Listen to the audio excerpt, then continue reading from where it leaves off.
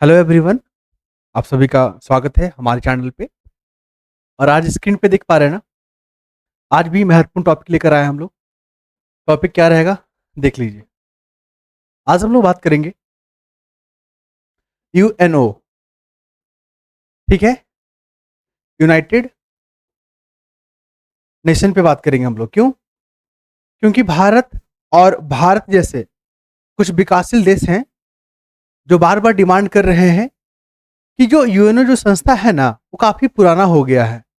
ये कब बना था? 1945 में बना था। और आज कितना है? 2025। तो 2025 में जो प्रॉब्लम है ना, उसको सॉल्व नहीं कर पा रहा है। तो भारत और भारत जैसे ग्रुप है G4 जिसको बोलते हैं, ठीक है, जिसमें ब्राजील भी शामिल है।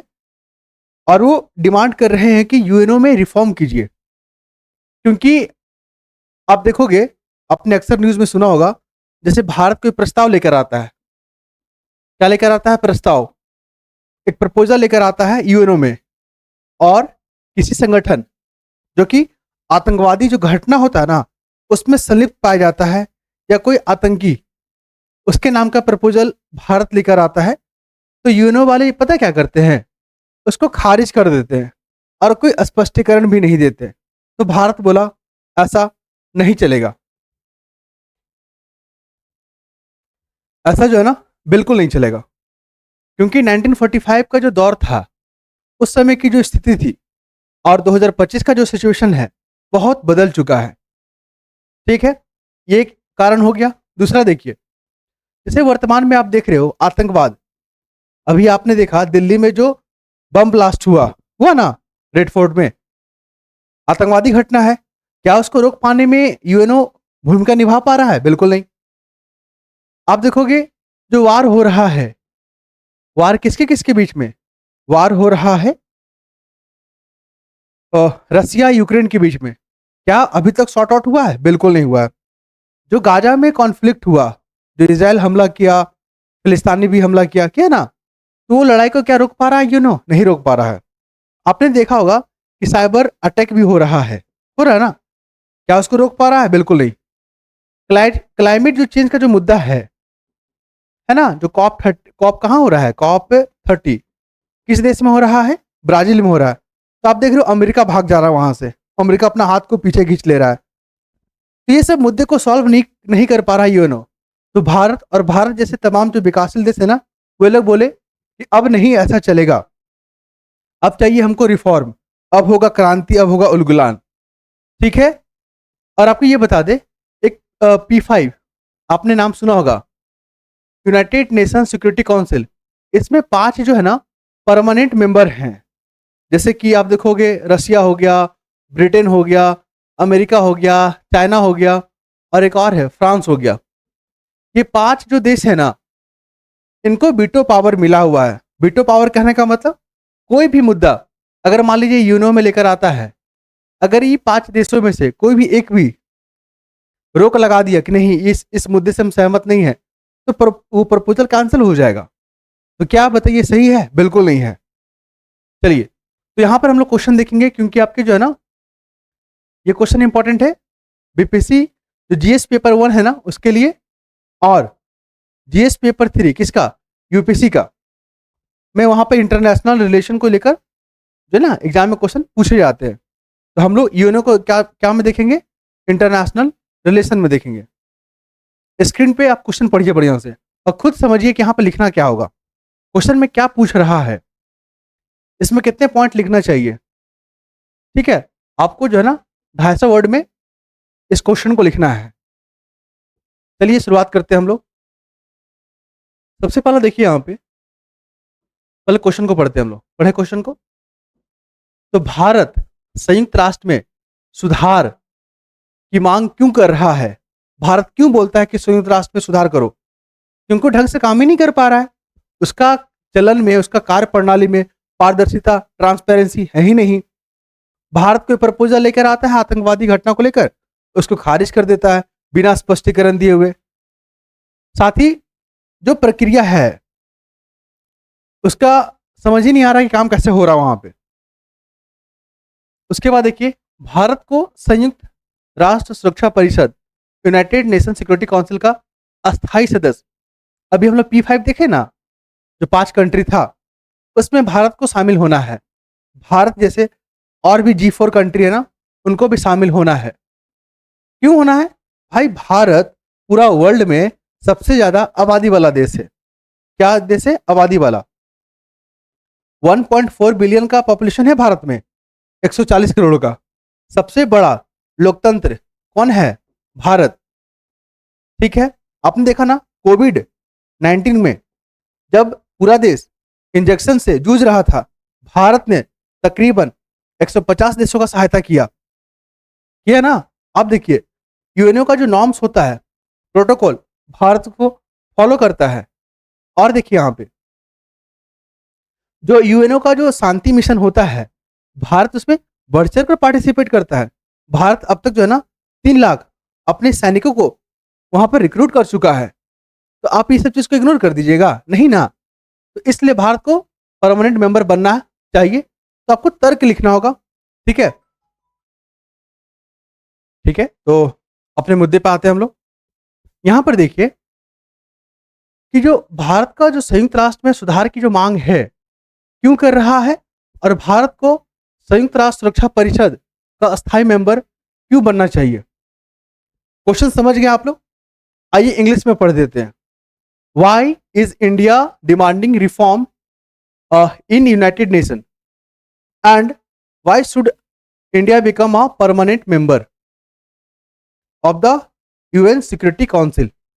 तो भारत को इसका परमानेंट मेंबर क्यों बनना चाहिए? ठीक है, तो ये तमाम पहलू को हम लोग देखेंगे बहुत ही आसान तरीके से। मैंने जो है ना आपके लिए यहाँ पे लिख दिया है। देखिए, अगर हम लोग बात करें यूएनओ के बारे में, तो जब आप क्वेश्चन का मेंस क्वेश्चन लिखोगे तो आपको भूमिका लिखना होता है ना, इंट्रोडक्शन। क्या लिखोगे? आप यूनाइटेड नेशन के बारे में चर्चा कर दो। जैसे कि ये जो संस्था है ना 1945 में बना, वर्तमान में कितने मेंबर हैं? 193 मेंबर है ना। और इसमें अस्थाई मेंबर कितने हैं? इसमें जो अस्थाई जो सदस्य है ना, अगर बात करें हम लोग यहाँ पे, तो कितना है अस्थाई सदस्य? 5 है मात्र। ठीक है, कितना मेंबर है? 5 अस्थाई सदस्य। और क्या है? बस। और हम लोग बात करेंगे यूनाइटेड नेशन सिक्योरिटी काउंसिल चर्चा में क्यों रहा?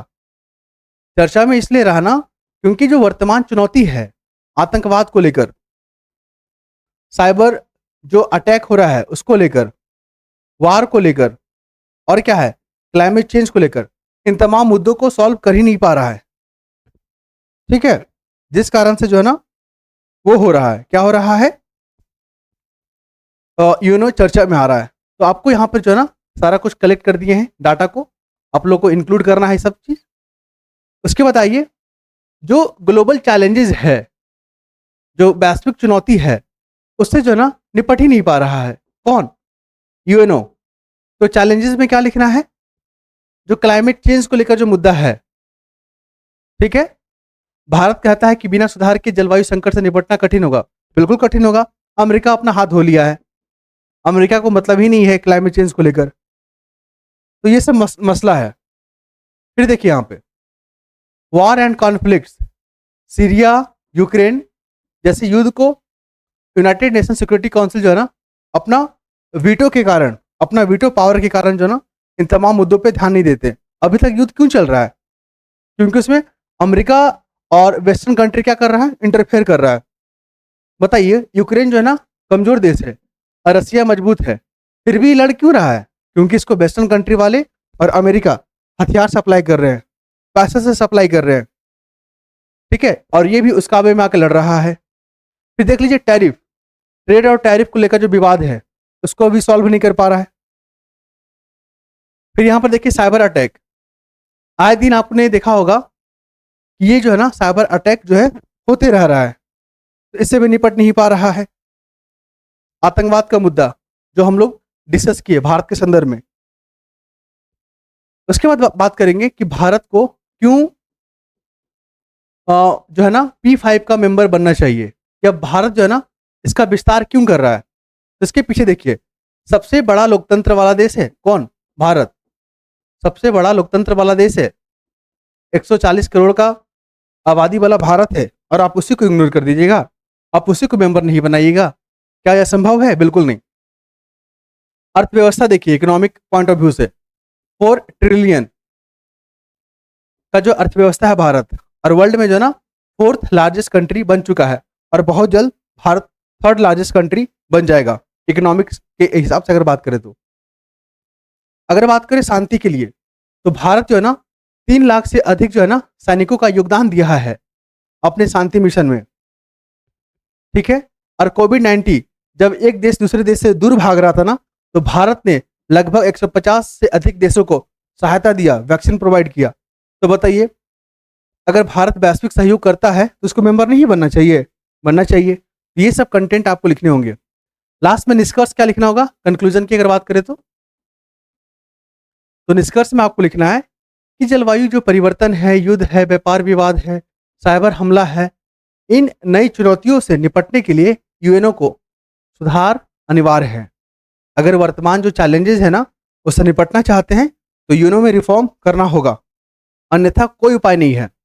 नहीं तो ये जो संस्था है ना बेकार पड़ा रह जाएगा, और कई अपने जो मेंबर हैं, देश है, वो लोग मिलकर अपना ग्रुपिंग कर लेंगे। तो अगर चाहते हैं कि इसका अस्तित्व बना रहे, इसका रिलेवेंस बना रहे ना, इसमें रिफॉर्म करना बहुत जरूरी है, ठीक है। अगर भारत इसका मेंबर बनता है ना, किसका?